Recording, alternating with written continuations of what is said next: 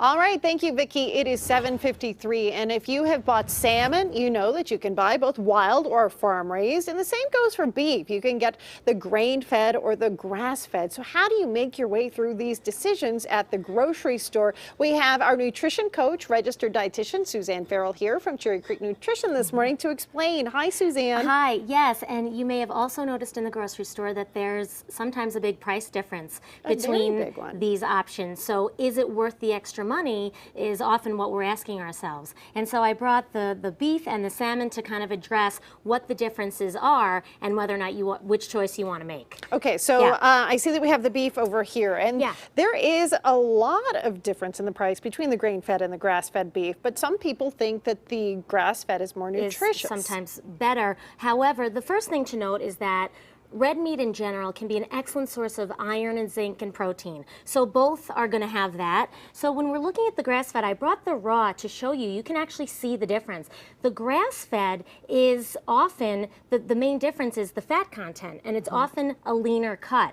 So this is the grain and this is the grass. And really with the grain-fed, it's just the last 3 to 4 months of their life. They're fattened up and given a grain-based diet. And so that's why they just are going to be a little bit higher in fat and calories, the grain versus the grass. And so oftentimes they might be a textural difference between the two. It might be a flavor component. People might prefer grain because of extra fat. Sometimes in the grass-fed, they may be higher in certain nutrients.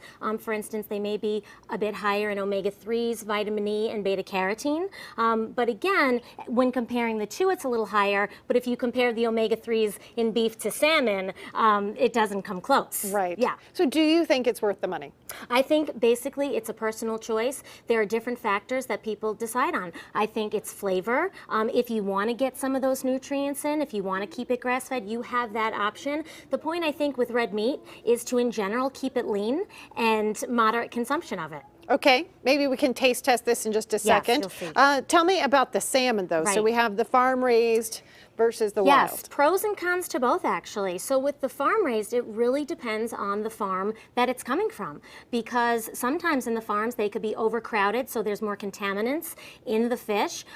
The farm is often higher in fat and sometimes higher in omega-3 fat too. So you want to know the farm it's coming from. At Whole Foods, for instance, they have strict guidelines for their farms. They don't want the antibiotics.